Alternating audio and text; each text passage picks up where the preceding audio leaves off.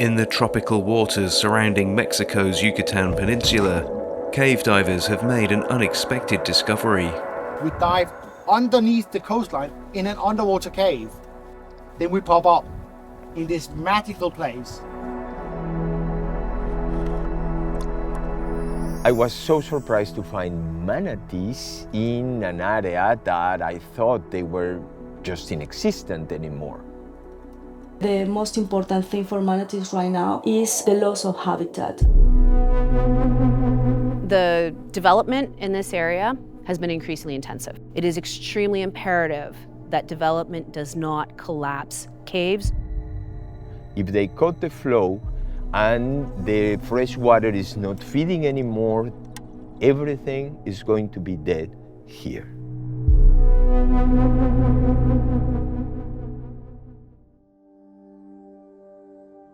Mexico's Yucatán Peninsula is famed for its sun-soaked beaches and ancient Maya ruins. But below is a unique limestone-karst geological system that gives rise to water-filled sinkholes called cenotes. There are thousands of cenotes, and underneath the surface is another ecosystem, which is the groundwater aquifer. And if we were looking down at it, you would see a network of webs, sort of like the arteries and the veins in your body.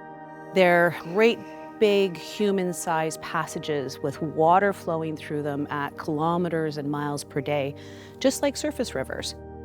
It feeds this water from the vast aquifer system out onto the Mesoamerican barrier reef system. And this interface between the groundwater system and the ocean is extremely critical habitat for a great number of keystone species. But karst systems are considered very hard to study because they're underground. So there's a huge role for exploration. Only a little more like that. We're looking now here for over 40 years. We have found like over 2,000 kilometers of cave by now, and we just realized we actually have just scratched the tip of the iceberg. I calculated what the potential could be to find cave here is over 16,000 kilometers. We have to become much, much faster to find those caves. We are using drones equipped with LiDAR, so we can take away the jungle in the computer, look at the ground and see actually cave entrances, which we couldn't see from normal drones. We also do measurements underground, for example, 3D mapping technology. Or we use dye trace, release dye into the water to prove the water came definitely from here and went definitely there. Fellow cave divers Klaus Thymann and Louis Lial search for openings into the aquifer from under the sea. We drop in the sea, use scooters, go under the shoreline, under the coast, through a cave, and enter a magical place. It's not reachable in any other way. This ecosystem that is surrounded by mangroves with crystal clear water, it is a fully pristine ecosystem, the way the coastal ecosystems were probably 100 years ago. I was so surprised to find manatees in an area that I thought they were just inexistent anymore, because they were like ghosts in the Riviera Maya for so long. But so now suddenly they are enjoying this fantastic hidden ecosystem, and I feel like very lucky. I've been observing a mother with a calf. The manatees here are shy, so it's been complicated observing them. But they are, at the same time, they're amazing creatures.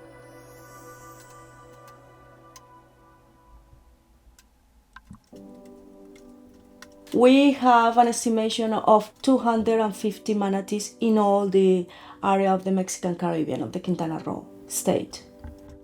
It's a very important population because manatees are endangered.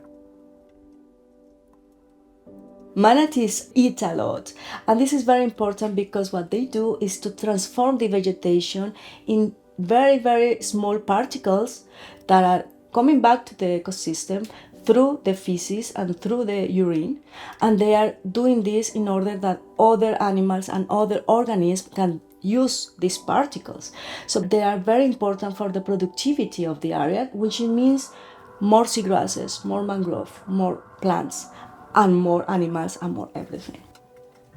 There are so many questions we still don't know the answer about manatees, even if we had been studying them for many years.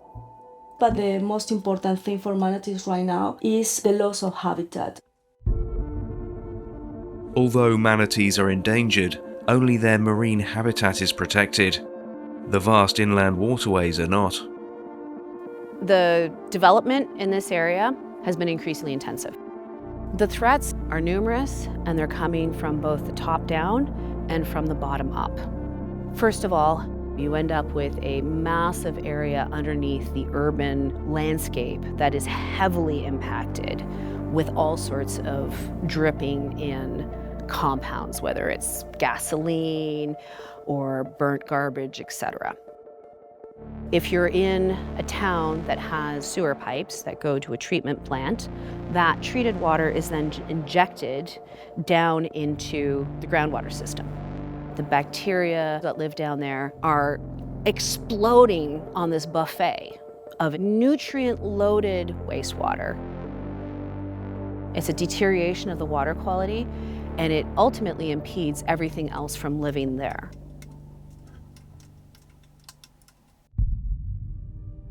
Driving the urban development is a massive regional project called the Maya Train, a new 1,550-kilometre train line connecting the major cities on the peninsula.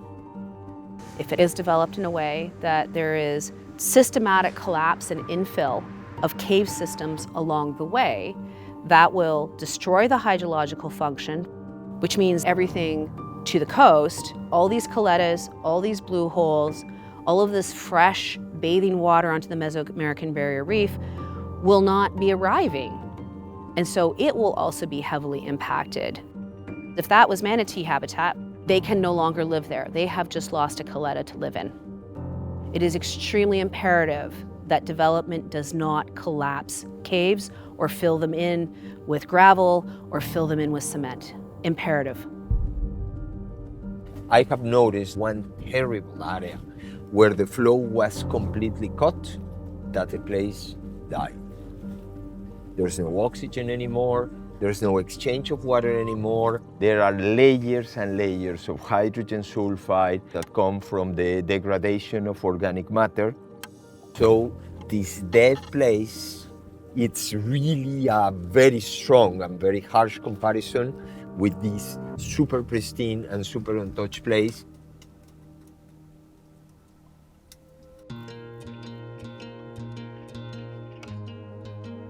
The impact on tourism has on the environment is quite severe.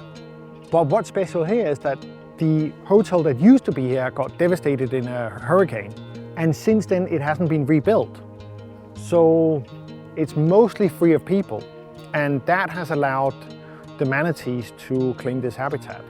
So that's what's special. If we leave nature alone, it will thrive.